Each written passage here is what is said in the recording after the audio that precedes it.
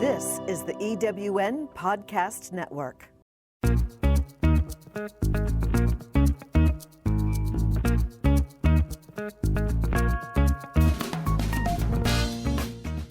Welcome to Late Boomers, our podcast guide to creating your third act with style, power, and impact. Hi, I'm Kathy Worthington. And I'm Mary Elkins. Join us as we bring you conversations with successful entrepreneurs, entertainers, and people with vision who are making a difference in the world. Everyone has a story, and we'll take you along for the ride on each interview, recounting the journey our guests have taken to get where they are, inspiring you to create your own path to success. Let's get started. Hello, I'm Kathy Worthington. Welcome to Late Boomers. Today, our special guest is Libby Gill, leadership speaker, executive coach, founder of Libby Gill&Company, and author of nonfiction books on leadership who has taken a big leap into fiction. Her first novel, titled Malibu Summer, which is published by Penguin Random House, is a winner that will make you think and laugh and bring you to tears. And I'm Mary Elkins. I first met Libby when we both worked in the entertainment industry. She was head of communications and public relations for Sony and Universal, Turner Broadcasting, but all television divisions, and I was at the Hollywood Reporter. I want you to know, for everyone in our audience, Kathy and I loved your book. Aww. And we're looking forward to hearing about Malibu Summer and its characters, especially Ivy Bauer and Conrad Reed. Welcome to Late Boomers. Thank you so much. I'm so happy to be here. It's great to have you. It's great. Please tell us more about your background and what led you to make the jump to fiction and write your first novel, Malibu Summer. Well, honestly, it started in about the 7th grade when my English teacher picked my story out of all the stories in the class and read it out loud to everybody. And I thought, hey, this is kind of fun. I like this. My best friend hated it. But, that's kind of a best friend thing in the 7th grade, I think. But it gave me the bug. And so I have a degree in theater and a not terribly useful minor in modern dance. So, of course, I went into entertainment, which is where I met Mary, as you said. And I started out in public relations. So I really started writing professionally at the beginning of my first grown-up career and continued on. And after I left the television industry was great fun. My first show, I was always on that promotional public relations side. The first show that I was responsible for promoting was Married with Children, which as wacky as that show was, it ran like a Swiss watch. It was a very well-run production. And the last show I worked on was Dr. Phil. So I had kind of those two shows as bookends and then everything in between. And it was a fun, crazy, fast-paced, creative career with a lot of characters. And then I went on to found my own business, which I loved for, over 20 years. And I wrote nonfiction books, as you mentioned, to really support and market that business. And I still go out and speak on a regular basis. And, people will buy a couple hundred or 300 books as I go out and speak, which is lovely. But I always had that bug to write some stories and to write fiction. And I thought, I'm going to get to a certain point where I feel like I've got a little bit more time and I don't have to concentrate quite so much on building a business. And I hit one of those big birthday numbers with a 0 in it. And I thought, now it's my turn. And I decided to write about the television industry because it was so much fun. And that's kind of where it all started. Well, that leads me to this question I wanted to ask you. If your experience working in television gave you a heads up on your character, producer, writer, and director Conrad Reed and his world, and what aspects about the industry did you draw from it? Well, certainly that life on a set, which is, it's this funny combination of high energy and excitement and a lot of hurry up and wait.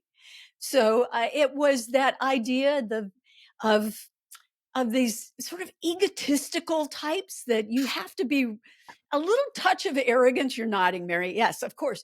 You've got to have a little bit of that drive and uber self-confidence in order to get out into that world where you're constantly being judged and separating yourself from your work. And now I kind of feel that. It can be a difficult thing, but I love that idea of this creative character.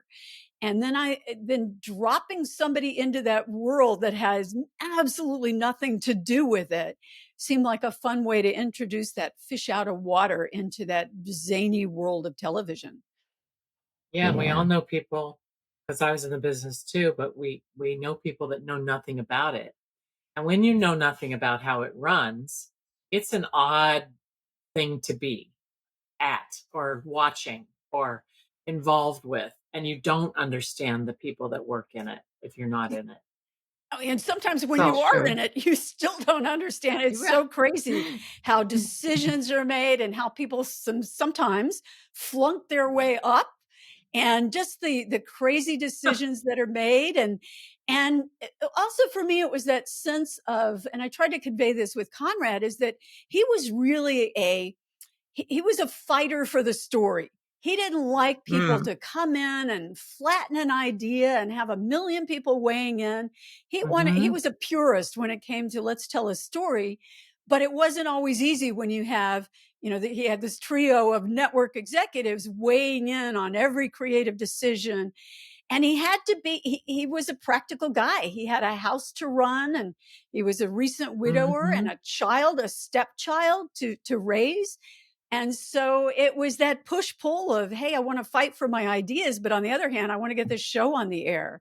Yeah, So I got to pay the bills. Yeah, pay the bills, and feeling some of that tension that he had creatively was, to me, was an important part. And I think that's a kind of a truthful part of any creative process, where you're also trying to pair it with the commercial world. If you're just doing it for yourself, you could you can paint any picture, you could write anything you want to write. But if you are trying to make a commercial sell, you want people to read or see or experience your work, then you've got to think about who that audience is. And you really did have an inside scoop on that. And You really you do. did. Your protagonist, Ivy Bauer, has an unusual career. She's a soil scientist or edaphologist working at the forefront of a new sustainable product. So what did you need to learn, and what type of research did you have to do in the areas of ecology and soil science to create her life? Well, the TV part was pretty easy. That came naturally because I'd lived that for 15, 16 years. The soil science part, and I can't even remember for the life of me where that popped up, but it was one of those, hey, let's make this protagonist a scientist. And it started with sort of environmental, and then I just got deeper into it because I'd sort of dabbled as a gardener in LA, but mostly had brickscape and not much land and not much I could do. But I tried to grow things in pots, and I was always interested in plants and the natural world. And once my husband and he retired from entertainment law, and when he was done, we moved up to Southern Oregon, and suddenly I had this acre backyard to play with and started really planting things in earnest. And it was during COVID that we were one of those COVID migrants. We moved up here, bought our house during COVID, and I thought, well, I need to learn something for me because I want to grow things, but also for the book. So I took an online course at Oregon State University. And it was a horticulture course, and there were assignments. You had to, the course was online, but you had to go out in your backyard every week and do something. And so I started learning about soil composition tests, and I can do a pH test and compost and insect identification and all that kind of stuff. And the more I studied and the more interested I got, the more of that found its way into the book. So I think it really But you took that course after you decided to make her a soil scientist, right? Yeah, she started it. It sort of started in my head as a climate or environmental scientist, but it became more specific to soil science. And there are actually two branches. One is called pedophology, where they look at the soil composition, but classification of soil, which to me was a little snoozy. No offense to any of you out there classifying soil samples, but the other side, the edaphology side, was soil and its interaction with plants. what the soil's effect on plant growth is. And to me, that was like, hey, what people do at wineries and how you grow a garden. And so in learning, I just decided, let's just go full on with making her a soil scientist.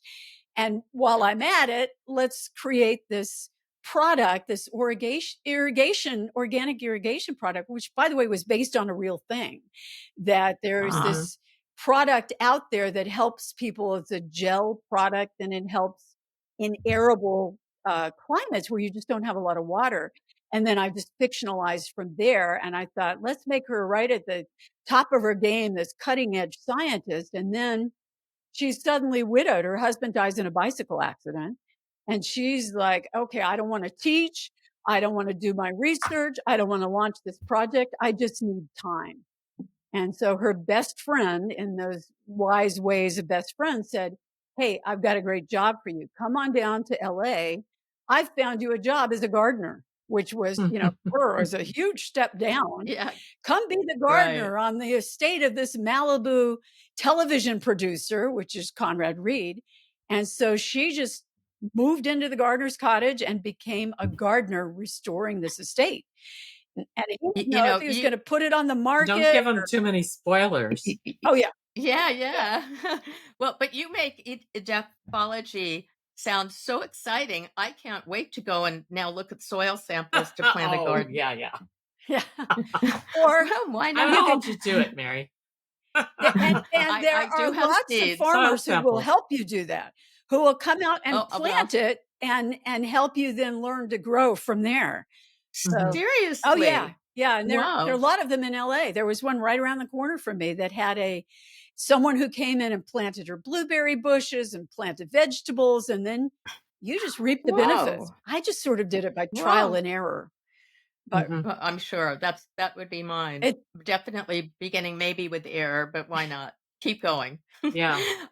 You lead me into my question I had for you.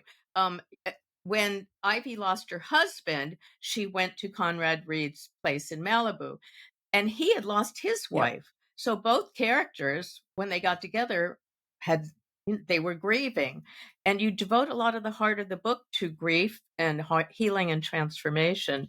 And would you talk about that? And perhaps, if you can, relate your own experience and tell us if it was difficult to write about loss in a romance novel. It was interesting. I didn't know that this was a rom-com when I got started. I just thought it was women's fiction and there was a love story and it's about two people's careers and two people's losses. And the idea that we all, even the little boy, he has a great loss of his mother. Hudson loses his mom. So everybody's experiencing something, some kind of grief or loss. And it was not necessarily what rom-coms are typically about, but I got some people who said, hey, this is really thoughtful. There's more here than meets the eye. And they looked at this really beautiful cover that's behind me and said, wow, I thought this would just be a nice breezy summer read, but it's got some real depth to it. Now, there were some other people, on the other hand, who wanted a breezy summer read and said, hey, this has got some depth to it, and weren't necessarily happy about that. That was an interesting experience. Yeah, that backfires. But exactly.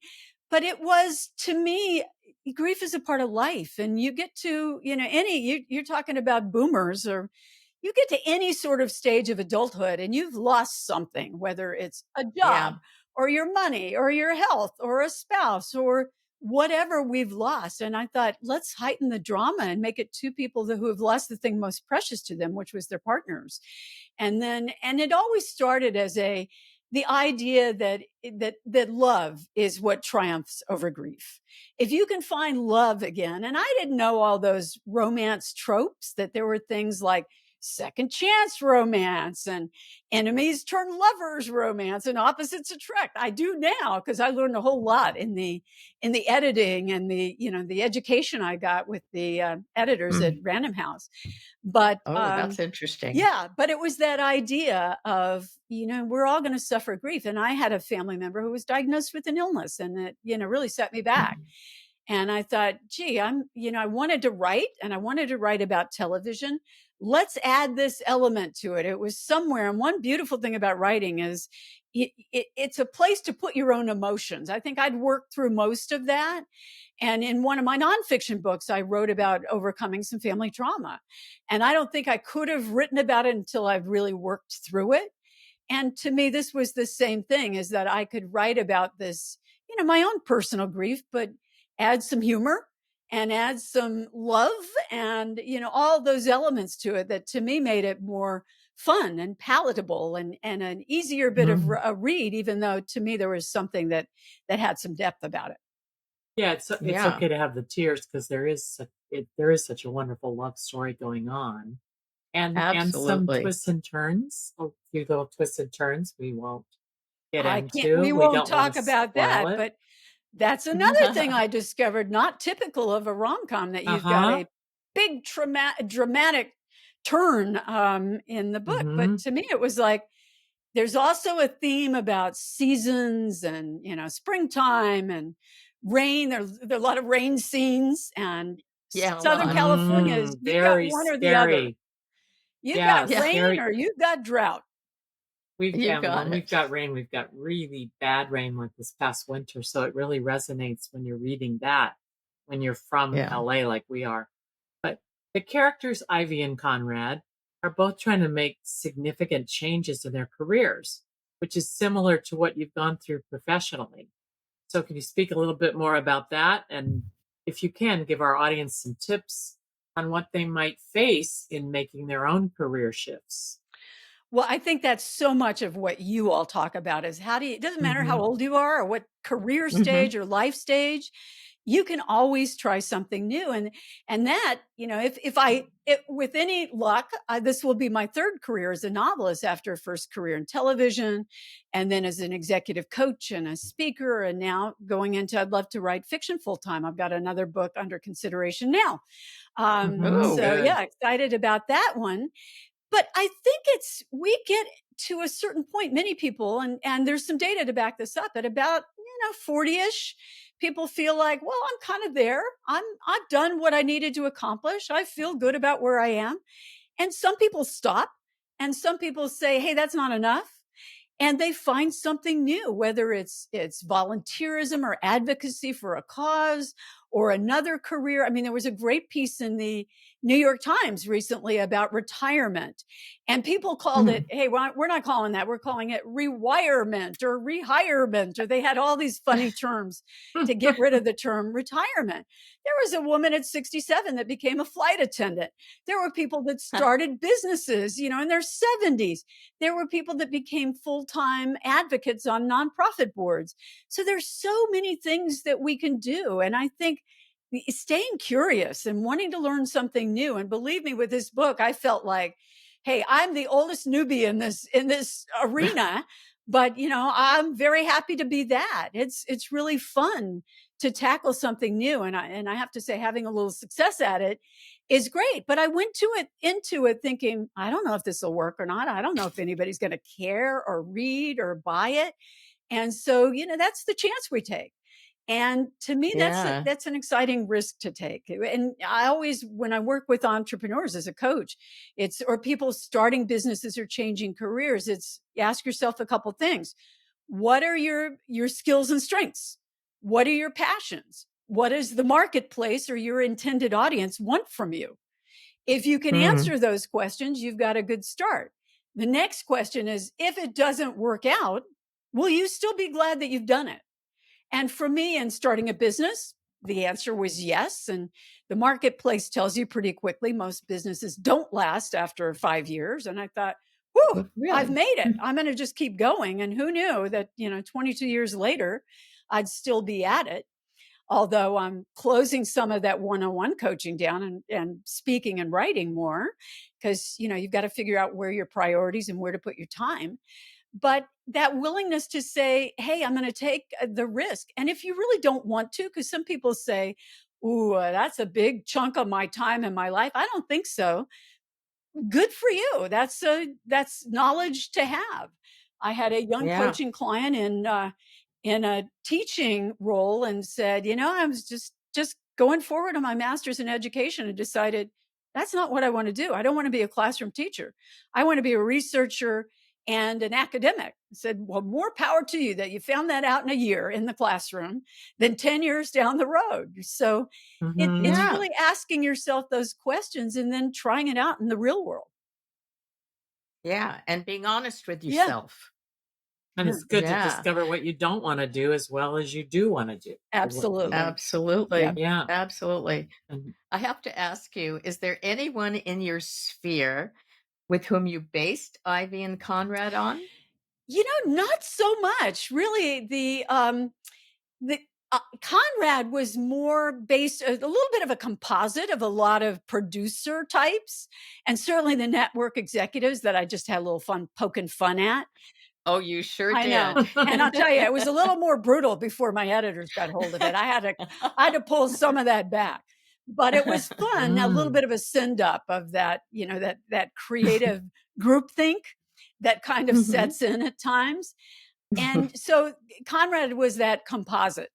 But Ivy was really when I got up here and found there are so many master gardeners in Oregon, that whole program. And I don't know if you know what that is, but there is a master gardener certification where you go train and then you become a master gardener and then you teach other people to garden. It started in Washington State. It's huge here, but it is across the country of people that just want to learn and teach about gardening. And I'm now thinking, I've had a few people say, well, why don't you come talk to our garden club? Because this is such a gardening themed book. And I thought, well, that's an avenue that I could consider. Yeah. And Yeah. Ivy does that too. Ivy decides where she starts and where she finishes. Because, everybody loves that, I think, in a book, not just a romance, but in any book. You want to see those characters go through those twists and turns and those changes, and to see them, decide, hey, I thought I wanted this, but I want this. Or like Conrad, I know I want this, but I got to do this first. That we've got to, we don't always get what we want. And certainly in a book, it would be pretty boring if, the protagonist here, you've won by page 5, you'd have, nobody would want to read that book. So having the best advice I ever got is you give them I'm on this mission. Here's this thing that I want that motivates me. And then you throw a challenge at that. And then you throw a wrinkle and then you throw another problem. And then you just keep piling on the problems until they figure it out. And often that's, not until the very end. And so I thought that's good advice. I'll just keep throwing those twists and turns because that's what I love in a book is something a little unpredictable, something that even with a romance, now I know there are rules to the romance genre. And one should have been obvious. I mean, it's what I wrote towards anyway, is that the characters end up together. If they don't, it's not actually a romance. It's something else. And they, in a book like, Jodi Picoult is a novelist that I really like. She has some of her books have little teases of romance, but her characters don't always end up together. So it's certainly not a rom-com, even though there are the threads of romance or a potential love story. That's more of a dramatic. I know you break the hearts of the audience when that happens, because I mean, think about those great movies. La La Land, you're so invested in the characters, you care about them so much. I love that movie so much, but they don't end up together, and it's like, you're going, how did this happen? This is a romance movie, but that's kind of an anomaly in the movie. Yeah, that's more of a musical. Field. But you it's a look musical, at, but they didn't end up together. Musicals, usually the people end up together. I know. Or look at Notting Hill or When Harry Met Sally. Oh, yeah. And you think, and those some of my favorites. Yeah, me too. Those are two of my absolute favorite. And those are both the opposites attract. But for a long time, they don't attract. And then finally they do. And we see it as a reader or a viewer. It's like, we know they're going to end up together. And the fun is in how they get there. Mm-hmm. Yeah, absolutely. Yeah. Well, you and speaking of that, you mentioned a few films in the book. And you mentioned Silence of the Lambs, and you mentioned What About Bob? Why those films? Yeah. How did those pop into your Well, that ideas? was the era when Conrad, as a kid, everybody else is out playing baseball or they're watching, playing video games. And he was in the movie theater, and those were the big hits of that time. And so that's what he would have been watching. And that's what sold him on the movie business. And Mary, as you know, or both of you know from your entertainment days, people are enamored of the movies. And then a lot of them move into the television world, which is sometimes considered the stepchild. But as we know, it's the fast-paced, fun part of the industry. Who wants to sit around for 10 years waiting for a film to get made? I certainly did. I love the pace of television. Oh yeah. And nowadays, television's gotten so good. And nowadays, with all the streaming platforms, you've got product being produced pretty quickly. Yeah. It's not, absolutely, and they are like feature quality and all that stuff. So it's kind of fun. Yeah. And so some are so character driven and fascinating and better than some of the movies out. Right. So, right. Yeah. And on that note, can you talk about your secondary characters? You mentioned Hudson, Conrad's son, and Ivy's best friend, Mac. Can you talk about them? And also, what purpose did they serve in illuminating your characters? Hudson the idea was that here is this television producer who is, he's married to this young rising film star. I was sort of thinking young Meryl Streep or a Jennifer Lawrence type who's done a couple of films and is now, her career is just going to take off. And he's at that point where his career is fading a little bit while hers is taking off, but he's so madly in love with her. He knows someday she may eclipse him. This may not be a forever marriage, as many in Hollywood are not.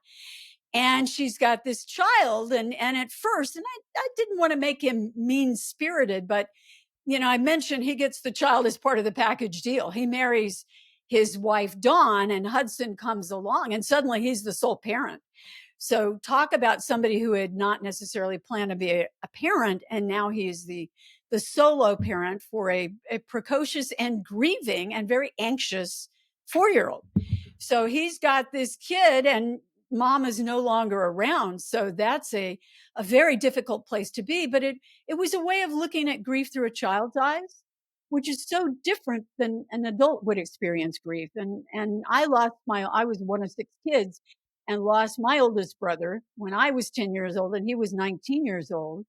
And it was such a blow to the family. I don't think my parents ever really recovered from that. And in fact, they split up not long after that. So, and I will forever remember that with 10-year-old eyes, what that was like, to lose a sibling, the beloved oldest child of this 6-kid clan. And so having a child grieve for his mother, and some people have mentioned that was some of their favorite parts as Hudson is trying to express his loss of his mother because he's got limited vocabulary. And when he finally talks to Ivy about what it's like to be losing the memory of his mother a couple of years later, it's, I think most of us can relate to that. Yeah. And Mac was, every good book has to have. I love Mac. You got to have that strong voice. And I'll tell you, it was the voice of a friend who worked with me in television at Sony, even before it was Sony. It was back in Norman Lear's Embassy Communication days, not to date myself too far. Yeah. But it was that little company fellow company. Yeah. Fellow company. And she and I were colleagues then, and she has such a quippy, strong, funny, irreverent voice. And that just, her voice, I gave her name to one of the little tiny characters. And she said to me, "Why did you make me an assistant at the network?" I said, "Are you kidding? You're not an assistant at the network. You're Mac.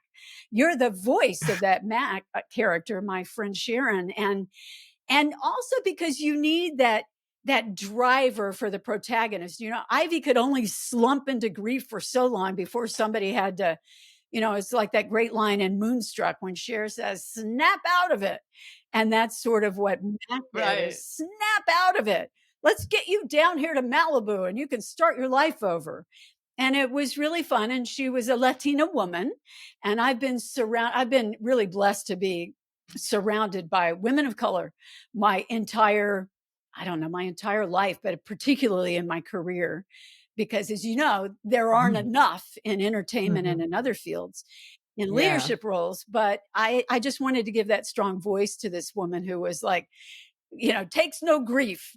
She's the voice of truth to both Conrad and to Ivy. And she's the common denominator there because she works for Conrad, but she's best friends with Ivy and knew her husband.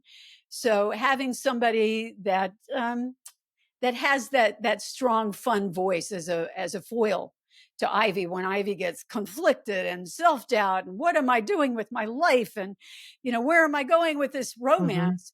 Ivy Mac weighs in no uncertain terms whether she approves or disapproves. Right. She's a good voice in the head. Good voice to have. Right. And who would you say, Libby, are your favorite authors and gosh. favorite novels? You have several, I'm sure. I have so many that I love to read, and they're all over the map. I mean, I'm reading Covenant of Water right now, which has nothing to do with romance, but is this intriguing novel. I love Alice Hoffman. I love Elizabeth Gilbert. I love Elizabeth Strout, who's written all the Lucy Barton books. And in the world of romance, I love Catherine Center, who some people don't consider her a romance writer. They consider her more of a women's fiction writer, but she writes these strong women in unusual careers, like a woman firefighter, a woman bodyguard. And that's just so fun to read. And that sounds great. Yeah, Catherine Center's I haven't great. read her at all. Oh, she's fun. Yeah. She's fun and smart in the world of romance. And so I really love reading about her. Yeah. Oh, well, you've set us on a new reading path. That would be great. A question for you. I'm looking in back of you right now at your cover, and it's so beautiful for people listening. It is Malibu Summer is written in bright yellow like the sun, and then you've got this beautiful aqua sky with a swimming pool. I mean, it's an estate back there. It's just gorgeous. Did you have that idea? Who helped you come up with the cover, or how did that work? The publishers did this, and they hired this illustrator who is well known for her depictions of water, and she has these beautiful water images, and she just went to town with how she envisioned Conrad's estate. And that's sort of it meant to be Conrad and Ivy, the little characters you can see on the cover. And I think they really captured something that, they wanted a book that would fly off the shelves, is what they said. And it looks like it will, and hasn't it? Done well. Yeah, I'm excited. That's great. Well, you mentioned you're writing another book. So what is next for you, and what's on your bucket list? Well, I will tell you this much. If I get my druthers and it gets picked up, it's set in the wacky world of talk shows at their height of craziness in the early 90s.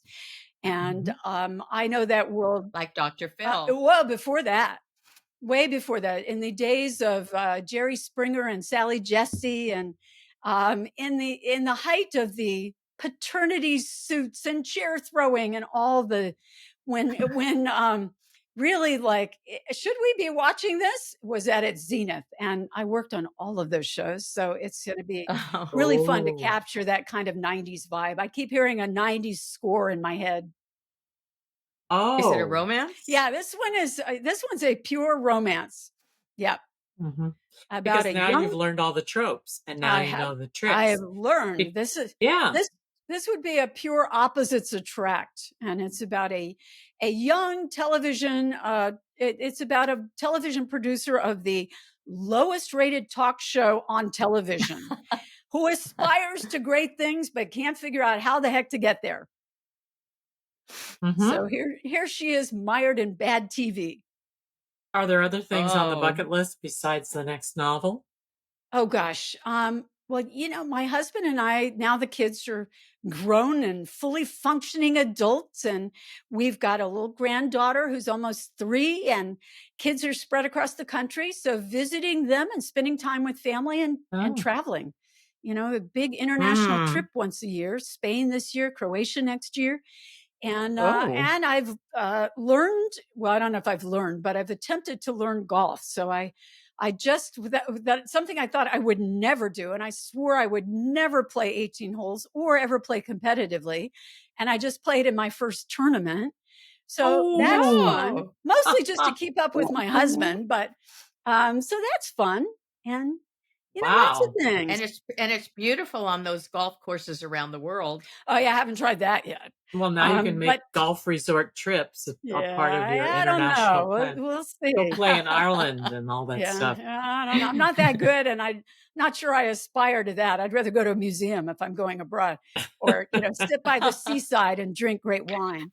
But that so sounds many good. things, and I'm on the board of two nonprofits. I'm the president of a big women's leadership board here in Southern Oregon and statewide group, and those are just always fun. I can't help but want to raise my hand and volunteer for something. Much to my husband's chagrin, I'm always out there like, and he's like, when are you going to retire? But he sort of knows that word is not yet in my Never. vocabulary. Or ever. Yeah, or ever. Yeah. And Libby, what would you like our audience to have as a takeaway today? Gosh, I would. Well, of course, I want them to read my book, but I really want them to go out and try something new. Sometimes I just spoke to a group yesterday and said, okay, set your vision for the year. What are you going to do that's big and bold? And it's not something you're going to do tomorrow or next month. It might take you a year. Like Mary, I know you just finished your first novel. I'm sure that took you a year plus, because it certainly took me more than a year. Plus. Yeah. And then, I'll give them a week to go out and take that first step, whether it's sitting down with somebody who can fill them in on it, doing a little research, signing up for a course, whatever that is. You can't just think about it. You got to get started. So another new thing I have, I'm speaking at a writers conference in Portland in about a month. Oh. And not only have I never attended one, but I've certainly never spoken at one. And I've got 2 panels and a presentation I'm going to give on marketing your nonfiction book. And then it's so funny, marketing your nonfiction book, and then also on a panel about your first book. So I've not only like an old hand, but a brand new, debut novelist, which is really fun. Oh, send us information. I will, because it might be fun to go. Oh, it's the Willamette Writers Group. It's really exciting. And they've got a great lineup. They've been doing this for many years. And it's a great 3-day conference with critiques and all kinds of exciting things. Mary, So you you should have show no up fear. there. Mary, you should go. You should, Mary. And I I think should. I should. I think their last day for critique signups is this Friday. So take a Oh. look. I'll send you a link to that, but anybody can go. Thank And you. it's Willamette Writers Conference, and just go look at that online. Oh, fun. Interesting. Well, that would be a leap. There you go. And that's There you something, go. you got a book to get out into the world and to market then after it does. Yeah. Thank you. It's fun. And thank you, Libby, for being such an amazing guest and a wonderful voice. I know everyone is going to listen and be inspired by you. I am. Thank you. Our guest today on Late Boomers has been Libby Gill, former entertainment maven, the author of a terrific romance called Malibu Summer, which, by the way, recently received a great review from the New York Post, which I have to read. I'm going to pick it up here and put my glasses on while I do this. It says, if you're a fan of second chance romances, try your hand at Opposites Attract romance. It couldn't be more engaging, especially when the dreamy scenery of Malibu is tossed into the mix. It's both an enemies to lovers vibe mixed with the most beautiful story. What a great review. And so for our audience, pick up Malibu Summer, read it, recommend it to your book club. They'll love it. And you can reach Libby at LibbyGill.com. And we're grateful to our listeners. And we want to ask you to subscribe to our YouTube channel, Late Boomers Podcast, where you can watch the video version of our podcast. And also, please subscribe on your favorite podcast platform and give us a 5-star review if you would. We are on Instagram at I am Kathy Worthington and at I am Mary Elkins and at Late Boomers. We always strive to inspire and entertain you. Thanks so much for being with us today, Libby. Thank you.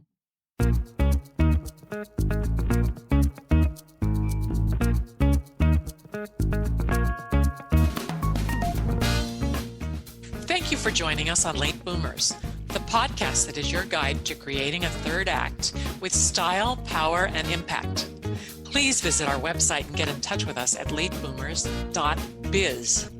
If you would like to listen to or download other episodes of Late Boomers, go to ewnpodcastnetwork.com.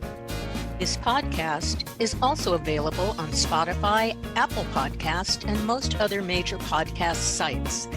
We hope you make use of the wisdom you've gained here and that you enjoy a successful third act with your own style, power, and impact.